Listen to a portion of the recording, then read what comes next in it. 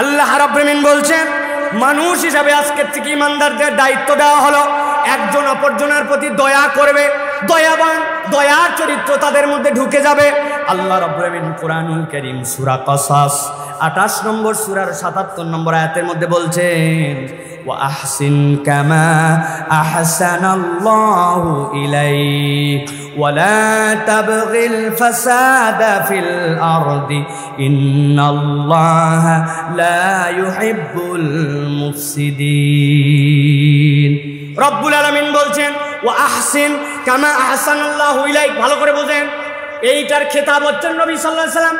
কিন্তু আপনি যদি মনে করেন আল্লাহ আপনাকে বলছেন আপনি দয়া করেন যেরকম করে আপনার রব আপনাকে দয়া করছে, সুবহানাল্লাহ বলেন। আমি ছোট্ট দুইটা উদাহরণ দেই আপনার বিবেক যেন খুলে যায় এইটা বোঝানোর জন্য। আপনার যে 5টা নখ আছে, যাদের আছে তারা হাত তোলেন, যাদের নাই তারা হাত তুলবেন না। যাদের হাতে 5 নখ আছে, আমার সামনে বসে আছেন, হাত তোলেন। চাচা আপনার 5 নখ নাই, তা হাত তোলেন না কেন? টান করে তোলেন, সোজা করে তোলেন, সোজা করে তোলেন। তুলছেন সবাই, হাতটা এবার নাড়াচাড়া দেন, একটু নাড়াচাড়া দিছেন, হাত নামাবেন না। এবার বাম হাত দিয়ে 2 নখ বন্ধ করেন, এই 2 নখ, এই নখ আর এই নখ, এই 2 আঙ্গুল বন্ধ করেন। বাড়িতে যাওয়ার পরে কিচ্ছু লাগবে না, আপনার রবের তো আপনি কোনো দয়া খুঁজে পান না। আপনি একদিন সিদ্ধান্ত নেবেন 24 ঘন্টা এখানে একটা গাডার পেঁচায় দিলাম, দেওয়ার পরে এইভাবে চলাফেরা করব। ভাতটা যখন খাবেন এই 2 আঙ্গুল কিন্তু বন্ধ, এই 3টাতে তুলে খাওয়া লাগবে। একজন বলছে একটু সই করে দেন চেকে, কলম কিন্তু এরকম করে ধরে মারা লাগবে। বদনাটা যখন ধরবেন কিভাবে ধরবেন, বাড়িতে যে সিদ্ধান্ত নিয়েন। আমার আল্লাহ বলছেন বান্দা তুমি রবের দয়া খুঁজে পাও না, কিন্তু তোমার হাতের মেকানিজমের দিকে তাকালে তুমি টের পাবে তোমার আল্লাহ তোমার প্রতি কি দয়া করেছে, ঠিক না? আমার আল্লাহ রাব্বুল আলামিন বলছেন আহসিন কামা আহসানাল্লাহু ইলাইক। তোমার রব তোমার প্রতি যে দয়া করেছে বান্দা তুমি কল্পনার মধ্যে আনতে পারবা না, তুমি চিন্তা করতে পারবা না। এত পরিমাণ গতকালকের মাহফিলে কুয়াশা ছিল, গাড়ি আমার 20 কিলোমিটার বেগে চলে না।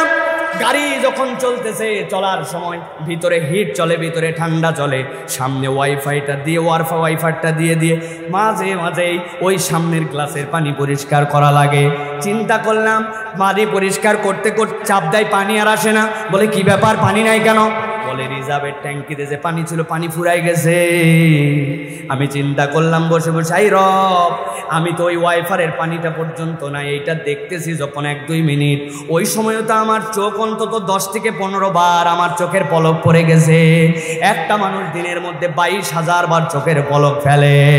তাহলে রব্বুল আমিন যদি নির্ধারণ করে দিতেন তোমাকে এটা চার্জিং সিস্টেম অথবা এটার পানির জন্য কোনো একটা ব্যবস্থাপনা রাখতে হবে, বান্দার অধিকাংশ সময় এইটা মনে থাকতো না, খেয়াল থাকতো না। বান্দা বাজারে গেছে, যাওয়ার পরে একজনকে বলছে আমারে ধরো, কারণ আমার পানি ফুরায় গেছে, আমার চোখ আর ঠিক মতো কাজ করে না। আপনি মনে করছেন চোখ এমনি এমনি পড়ে না ভাই, চোখের মধ্যে লিকুইড আছে, ওইটা দিয়ে আপনার করটিয়া যেইটা, আপনার যে চোখের মনি যেইটা, সবগুলাকে ঠিক রাখে, এইটার মাধ্যমে চোখের পলকটা পড়ে। আপনাকে আমাকে বললে রবের কোনো আমরা নিয়ামত আর কৃতজ্ঞতা খুঁজে পাই না, কিন্তু আমার আল্লাহ বলছেন তোমার প্রতি আমি রব্বুল আলামিন যে পরিমাণ নিয়ামত দিছি এইটাকে হিসাবে মিলাতে পারবে না, ঠিক কিনা? কিন্তু মানুষ রবের প্রতি বড় অকৃতজ্ঞ, ঠিক কিনা? একটা জিজ্ঞাসা করবো পেকুয়ার মুসলমান, দেখি উত্তর দিতে পারেন কিনা। কোনো একটা লোক 10 বছর ধরে অন্ধ ছিল, একটা লাঠি নিয়ে চলাফেরা করত, শুনতেছেন? এই ডান পাশে তারা শুনতেছেন? 10 বছর অন্ধ, লাঠি একটা নিয়ে চলাফেরা করে। 10 বছর পরে তার অপারেশন করার পরে তার চোখ ঠিক হয়ে গেছে। যেই না চোখ ঠিক হয়েছে, সর্বপ্রথম ও কি বাদ দিবে? কি ভাই খেয়াল করেন, 10 বছর যারা চললো না, যারে ছাড়া তার এক ধাপ ফেলা যায় না, ওর কাছে যখন চোখের দৃষ্টি আসলো ওই লাঠি মানুষ বাদ দেয়, ঠিক কিনা? মানুষের তবিয়ত এইরকমই, বিপদে পড়লে আল্লাহ আল্লাহ আর রব যেই না আপনার ফেভারে রাখে, তখন বান্দা সবার আগে আল্লাহকে ভুলে যায়। এই জন্য আল্লাহ রাব্বুল আলামিন বলছেন ওয়া আহসিন কামা আহসানাল্লাহু ইলাইক ওয়া লা তাবগিল ফাসাদা ফিল আরদ ইন্নাল্লাহা লা ইউহিব্বুল মুফসিদিন। আমার বলছেন আল্লাহ তোমার প্রতি যে দয়া করলেন তুমিও মানুষের প্রতি দয়া করবে।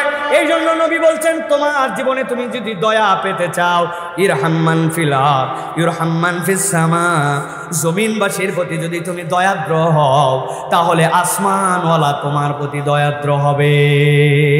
ঠিক কি না? চলতে চলতে একটা গাছের পাতা একটা বাঁশের মাথা বেঁধেছে, টান দিয়ে নিল, দাঁত দিয়ে নিল, একটা বাঁচছে কিছু একটা পাতা ছিঁড়ে নিল। এই চা খেতে খেতে অল্প একটু চায়ের নিচে আসে একটা কুকুর ছিল, একটু মেরে দিল। এইগুলাকে চিন্তা করলো এগুলো কোনো আমার বিষয়ই না, ধর্তব্যের মধ্যেই পড়ে না। কিন্তু প্রিয় ভাইয়েরা, আল্লাহর কাছে আপনি দয়ার হিসাবে যদি নিজের নামটাকে উঠায় আল্লাহর দয়া পেতে চান, প্রত্যেকটা আকাশ যেইগুলার মধ্যে কোনো উপকার নাই, দয়াদ্রতা নাই, এরকম উশৃঙ্খল জীবন ছেড়ে দয়াবান হয়ে সুশৃঙ্খল জীবন যাপন করতে হবে। ঠিক কিনা?